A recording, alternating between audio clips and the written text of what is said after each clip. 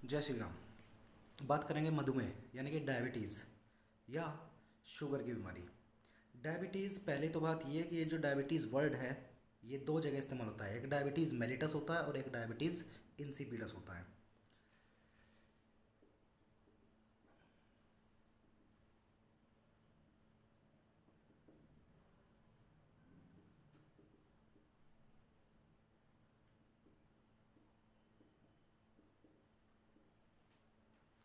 ये दो तरह का डायबिटीज़ है। जो ये आप देख रहे हैं डायबिटीज़ मेलिटस, ये होती है ग्लूकोज वाली बीमारी, जिसमें बॉडी के अंदर ग्लूकोज का अमाउंट जो होता है नॉर्मल से ज़्यादा हो जाता है। लेकिन जो ये डायबिटीज़ इंसिपिडस दिख रही है, ये एक किडनी से रिलेटेड बीमारी है। ठीक है, जिसमें वाटर जो है सेव करना होता है बॉडी को, लेकिन वो कर नहीं पाती। तो आज हम जो बात कर रहे हैं वो मेलिटस के बारे में बात कर रहे हैं, तो इसीलिए इसको हटा दे रहे हैं। डायबिटीज़ मेलिटस मतलब क्या हुआ, नॉर्मल जो रेंज है ब्लड ग्लूकोज लेवल की हमारी बॉडी में, उस नॉर्मल जो रेंज है उससे अगर ज़्यादा ग्लूकोज हो जाता है तो उस कंडीशन को आप कह सकते हो डायबिटीज़ मेलिटस। अब नॉर्मल रेंज क्या है?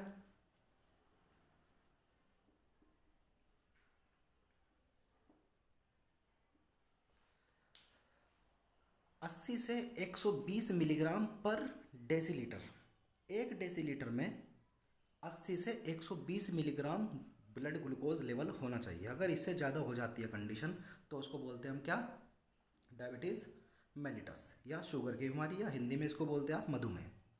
अब होता क्या है, जब आप खाना खा रहे होते हैं तो आपको नहीं पता आपकी बॉडी के अंदर ग्लूकोज का अमाउंट कितना रिक्वायर्ड है, कितना ज़रूरी चाहिए। आप खाते हैं, एक्स्ट्रा ग्लूकोज पहुंचता है, तो उस एक्स्ट्रा ग्लूकोज का होता क्या है,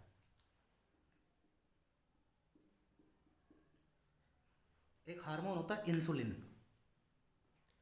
इंसुलिन हार्मोन उस एक्स्ट्रा ग्लूकोज को कन्वर्ट करता है ग्लाइकोजन में, और वो ग्लाइकोजन जमा हो जाता है आपके लीवर में।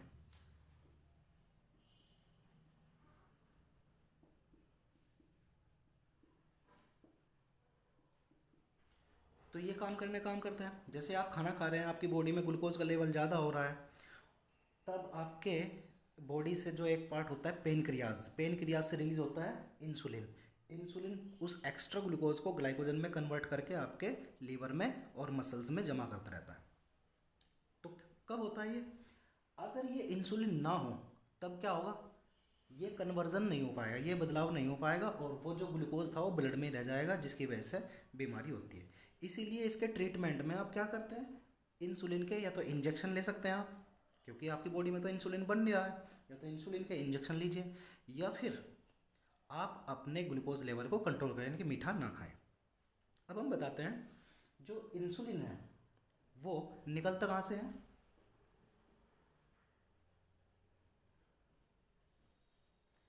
पेनक्रियाज से निकलता है। पेनक्रियाज में भी तीन तरह की सेल होती हैं।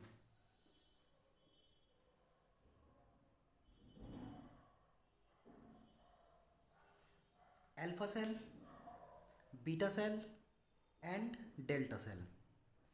ये जो बीटा सेल होती है किसकी, पेनक्रियाज की, जिसे आप हिंदी में अग्नाशय बोलते हैं, उसकी बीटा सेल रिलीज करती है insulin hormone.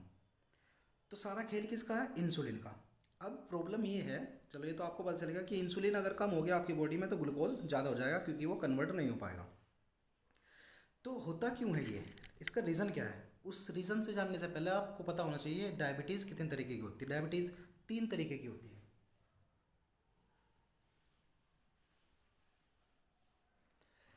Number one diabetes क्या बोलते हैं, टाइप वन।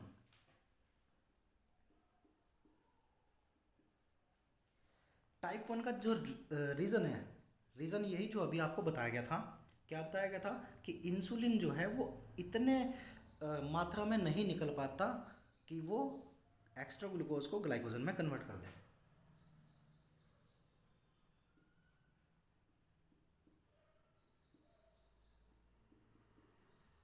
यानी कि आपकी बॉडी में क्या हो गया, इंसुलिन की डेफिशिएंसी हो गई। लेकिन वो डेफिशिएंसी क्यों हुई, जब नॉर्मल बॉडी इंसुलिन निकालती है तो क्यों नहीं निकाल पाई वो? इसका रीज़न जो होगा यहाँ पर,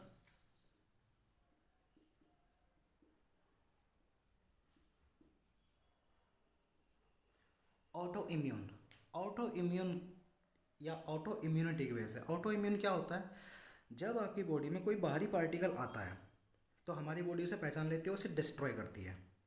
लेकिन अगर हमारी बॉडी अपने ही पार्टिकल के अगेंस्ट हो जाए, अपने ही पार्टिकल के, तो उसे बोलते हैं ऑटो इम्यूनिटी।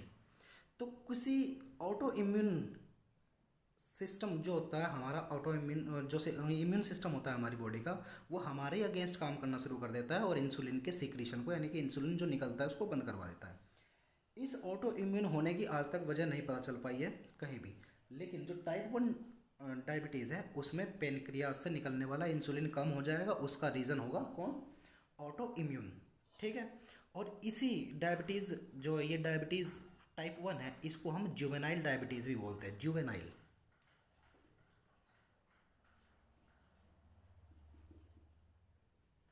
इस टाइप 1 डिसीज़ को, टाइप 1 डायबिटीज को जुवेनाइल। ठीक है। अब इसका ट्रीटमेंट क्या है? इसका एक ही ट्रीटमेंट है,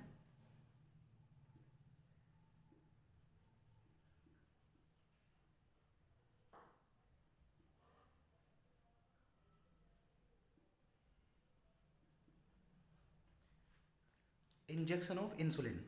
इंसुलिन के इंजेक्शन ले सकते हैं। अब बात ये आती है कि इंसुलिन के इंजेक्शन ही क्यों आती है, इंसुलिन की दवाइयाँ क्यों नहीं आती मुंह से खाने वाली? प्रॉब्लम ये है कि जो इंसुलिन है, ये इंसुलिन बना हुआ होता है प्रोटीन का, और अगर आप इसे मुंह से खाते हैं तो ये काम नहीं करेगा, या डाइजेस्ट हो जाएगा, दूसरे खाने की तरह से डाइजेस्ट हो जाएगा, तो इसलिए काम नहीं कर पाएगा। इसलिए इसको डायरेक्ट ब्लड में देना पड़ता है। नॉर्मली हम एक इसकी जो निडल आती है वो सबक्यूटेनियस, यानी कि स्किन के नीचे, खाल के नीचे देना होता है। तो ये हो गया टाइप 1 जो डायबिटीज़ थी, टाइप 1। अब हम जो दूसरी देख रहे हैं वो टाइप 2 की होती है, उसके रीज़न करेंगे और उसके प्रिवेंशन देखेंगे।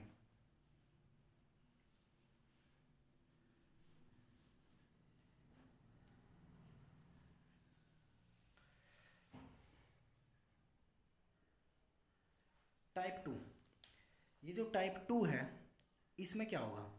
इसमें कुछ ऐसी सेल बन जाएंगी जिसमें इंसुलिन जो आता है हमारी बॉडी में, सीक्रेट होता है, निकलता है, उससे सेल्स रजिस्ट हो जाती है, रजिस्ट हो जाएगी।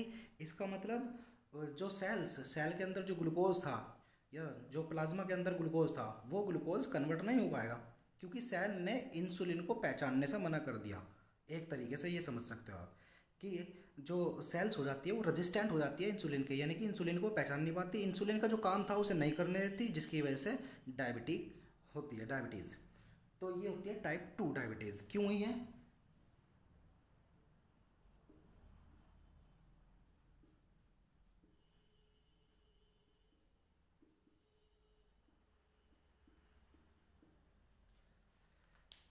सेल्स जो हैं, सेल्स, ये हो गई है रेजिस्टेंस, किससे?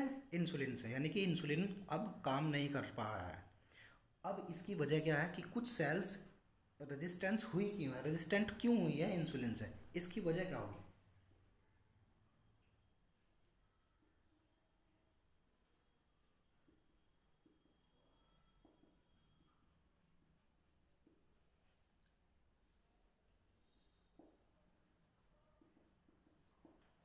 इसके दो ही मेन कारण हैं।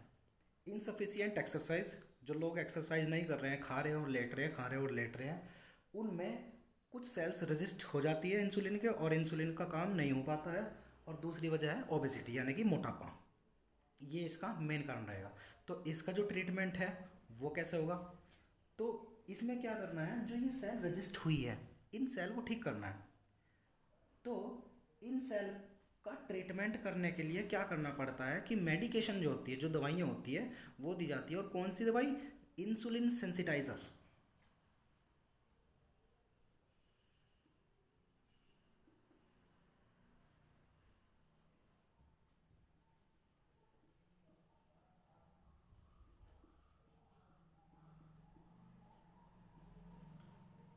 इंसुलिन सेंसिटाइज़र, जो सेल्स इंसुलिन को पहचान नहीं पा रही थी, अब इस पेशेंट को, जिसको टाइप 2 डायबिटीज़ है, टाइप 2 डायबिटीज़ में उनको ऐसी दवाई दी जाएंगी जिससे सेल्स उस इंसुलिन को पहचान ले और उससे वो काम करने में हेल्प करे, या उन्हें वो काम करने दे जो इंसुलिन का काम था, यानी कि ब्लड के ग्लूकोज लेवल को कम करना।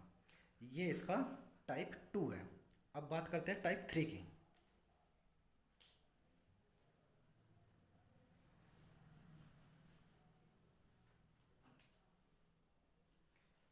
टाइप 3 जो डायबिटीज़ होती है वो होती किसे है, और जो है ख़त्म कैसे होती है, ट्रीटमेंट क्या है उसे देखते हैं। टाइप 3 डिसीज जो होगी उसे बोलते हैं हम गैस्टेशनल डायबिटीज़।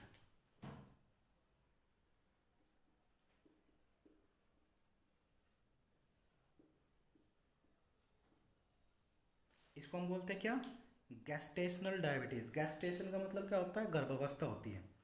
तो जो टाइप 3 डिसीज होती है वो प्रेग्नेंट वुमेन को होती है। ज़्यादातर जो प्रेग्नेंट वुमेन होती उनको अगर प्रेगनेंसी में डायबिटीज़ हो रही है तो वो डायबिटीज़ टाइप 3 में आएगी। और ये जो नॉर्मली है टाइप 3 डिसीज़, ये डिलीवरी के बाद या जो बर्थ हो जाएगी या जब बच्चा जन्म ले लेगा उसके बाद ये उस प्रेग्नेंट लेडी में ये जो डायबिटीज़ है ये ऑटोमेटिकली ख़त्म हो जाती है। अब इसके कुछ सिम्टम्स देखने हैं। सिम्टम्स क्या है, कैसा पता लगेगा आपको कि ये आपको डायबिटीज़ है।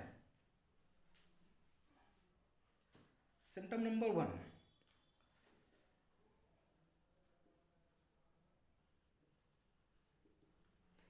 पॉलीसूरिया। पॉलीसूरिया का मतलब होता है ज़्यादा यूरिनेट करना, यानी कि पेशाब के लिए बार बार जाना, उसको आप बोलते हैं पॉलीसूरिया। ठीक है, या उसके बाद होगा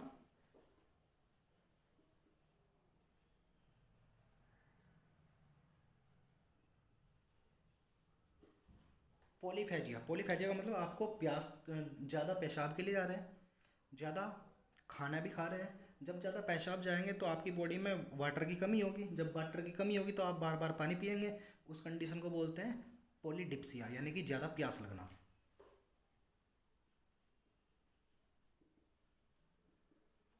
ये हो गई पॉलीडिप्सिया। उसके बाद जो और दूसरे जो सिम्टम्स हैं वो हो जाएगा ब्लर विज़न। विज़न जो होता है हमारे, जो दृश्य होता है आंखों की देखने की क्षमता है, वो ब्लर हो जाता है।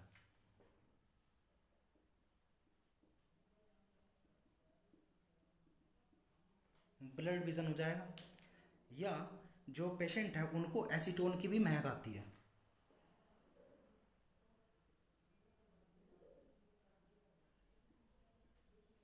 एसीटोन एक ऑर्गेनिक कंपाउंड है, उसकी जो है महक उनको आती रहती है जो डायबिटिक पेशेंट होते हैं। साथ ही इसमें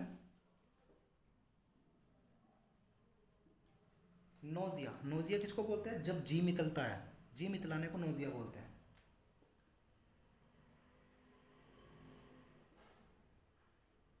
वोमिटिंग, वोमिटिंग यानी कि उल्टी का मन करेगा।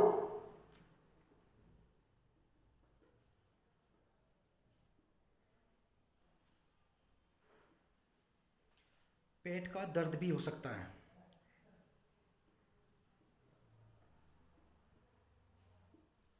ग्लाइकोसूरिया, ग्लाइकोसूरिया का मतलब होता है जब पेशाब में यूरिन जाना शुरू हो जाता है, क्योंकि ज़्यादा ग्लूकोज जब हो जाता है ब्लड में तो उसको किडनी जो है रीएब्जॉर्ब करना चाहती है वो, लेकिन हो नहीं पाता, जिसकी वजह से पेशाब में यूरिन जाना शुरू हो जाता है। उसी कंडीशन को ग्लाइकोसूरिया कहते हैं।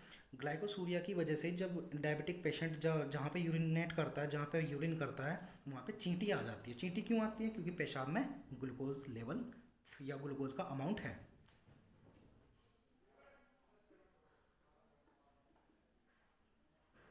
वेट लॉस, साथ में इसका वेट लॉस भी होना शुरू हो जाएगा। उसका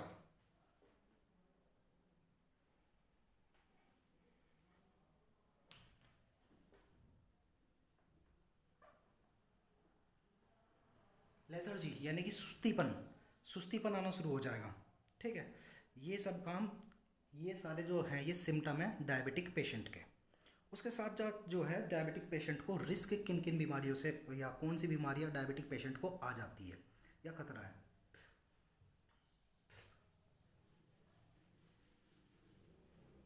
अब डायबिटिक पेशेंट में क्या हुआ है कि ब्लड के अंदर ग्लूकोज का लेवल ज़्यादा हो गया है, जिसकी वजह से ब्लड गाढ़ा हो गया है, कंसनट्रेटेड हो गया है। जैसे पानी में आप चीनी मिलाते रहते हैं, वो पानी बहुत ज़्यादा कंसनट्रेट यानी गाढ़ा हो जाता है। इसी तरह से ब्लड हो गया है गाढ़ा, कंसनट्रेटेड हो गया है, जिसकी वजह से हार्ट को उस गाढ़े ब्लड को पंप करने में ज़्यादा काम करना पड़ेगा। इसका मतलब हाई ब्लड प्रेशर हो जाएगा। तो दिल से संबंधित बीमारियां आनी शुरू हो जाएगी या नसों से संबंधित बीमारियां आनी शुरू हो जाएगी, उसको बोलते हैं हम कार्डियोवैस्कुलर डिसीज।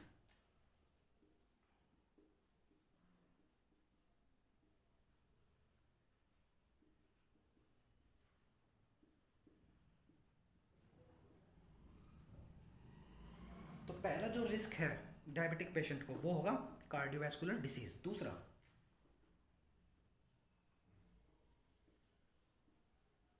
कैटरैक्ट, जिसको आप मोतियाबिंद बोलते हैं, जो आंखों की बीमारी है, ये उनको आना शुरू हो जाता है क्योंकि ज़्यादा ग्लूकोज लेवल जो है आंखों की जो नर्व है जो आंख से लेकर के विज़न को हमारे ब्रेन तक पहुंचाती है उसको डैमेज करता है।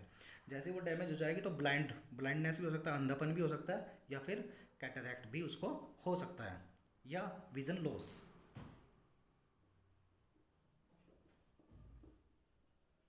विज़न लॉस या ब्लाइंडनेस कह लो, ठीक है।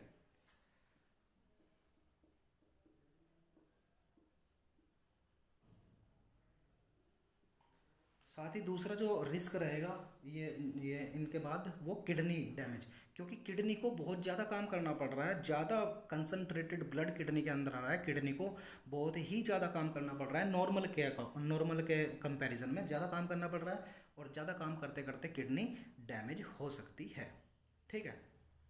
उसके बाद इसका हम करते हैं टेस्ट कि जो डायबिटिक पेशेंट होते हैं उनका टेस्ट क्या होता है।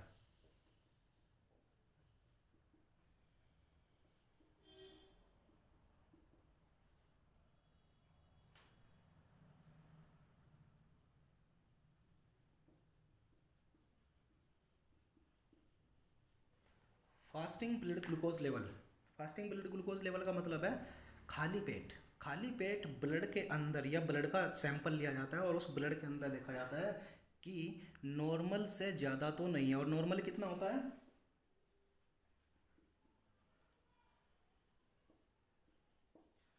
80 से लेकर के 120 के बीच में अगर है तो वो नॉर्मल में आ जाएगा, और उससे ज़्यादा है तो वो डायबिटिक कहा जाएगा। अब डायबिटीज़ को रोकने के तरीके क्या है, अभी मैं आपको बता रहा हूँ कि डायबिटीज़ 3 तरह की थी। पहली तरीके की जो डायबिटीज़ थी उसमें क्या हुआ था, इंसुलिन नहीं निकलता। इंसुलिन ना निकलने की वजह ऑटो इम्यूनिटी थी, यानी कि हमारी बॉडी की सेल्फ डिफेंस जो सिस्टम था जो दूसरों के अगेंस्ट काम करता है अपने ही अगेंस्ट काम करना शुरू कर देता है।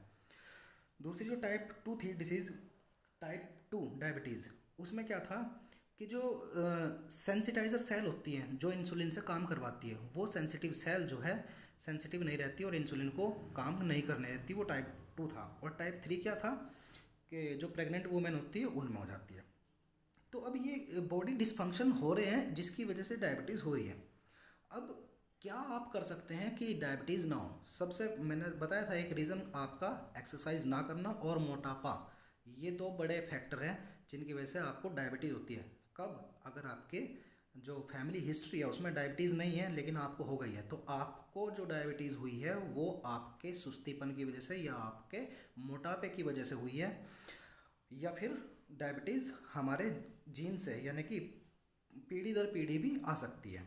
तो डायबिटीज़ जो होती है हमारी पीढ़ी दर पीढ़ी चलती है, माँ बाप से बच्चों में, उन बच्चों से उनके बच्चों में आती है। लेकिन अगर हमारी फैमिली हिस्ट्री में कोई डायबिटिक पेशेंट नहीं है और हम हैं, तो इससे पता लगता है कि कहीं ना कहीं हमारी बॉडी ने या हमने एक्सरसाइज ना करी है, सुस्तीपन में रहे हैं, और या फिर मोटापा है, या खाने पीने का कोई टाइम लिमिट नहीं है। एक बायोलॉजिकल क्लॉक होती है कि एक ही टाइम पे रोज़ हमेशा एक ही टाइम पे खाओ, एक ही टाइम पे सो, एक ही टाइम पे उठे। वो बायोलॉजिकल क्लॉक जो होती है वो सेट करना बहुत ज़रूरी होता है। अगर आप बायोलॉजिकल क्लॉक तोड़ देते हैं, आपने देखा होगा जब एग्ज़ाम आते हैं तो स्टूडेंट्स जो हैं बुखार हो जाता है उनको, क्यों, क्योंकि वो अपनी बायोलॉजिकल क्लॉक तोड़ते हैं।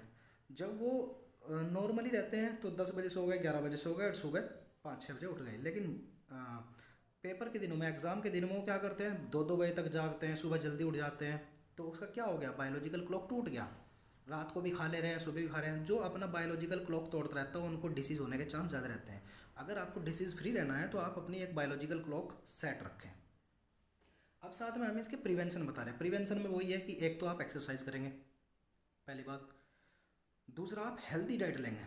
हेल्दी डाइट जिसमें carbohydrate, fat, protein, mineral, vitamins, water, ये 6 चीज़ होना बहुत ज़रूरी है, और एक साथ रफेज, ठीक है। ये 7 चीज़ होना बहुत ज़रूरी है। साथ ही लेस शुगरी बेवरेजेस, जो तरल पदार्थ आते हैं जैसे कोल्ड ड्रिंक्स वगैरह आती हैं जिनमें शुगर होता है, उन्हें शुगरी बेवरेजेस बोलते हैं। शुगरी बेवरेजेस को कम करना है, रिड्यूस करना है, उन्हें मत ले। और रेड मीट जो होता है, लाल मांस जो खाते हैं लोग, लाल मांस के खाने की वजह से भी शुगर जो है होती है, या लाल मांस खाने की जो आदत है वो भी शुगर का कारण बन सकती है। तो ये आपका पूरा डायबिटीज़ का काला चिट्ठा था। अब मैं आपको बता दूं कि जो 2019 में 2019 में जो डायबिटीज़ पेशेंट की जो डेथ हुई है वो 4.2 मिलियन, यानी कि लगभग 42 लाख, 42 लाख लोगों की मौत 2019 में डायबिटीज़ से हुई है, जो धीरे धीरे बढ़ती जा रही है। ठीक है, ध्यान रखिए, हेल्दी डाइट खाइए और एक्सरसाइज करते रहिए, डायबिटीज़ से दूर रहिए, बायोलॉजिकल क्लॉक जो है आपकी बॉडी की उसे सेट करिए।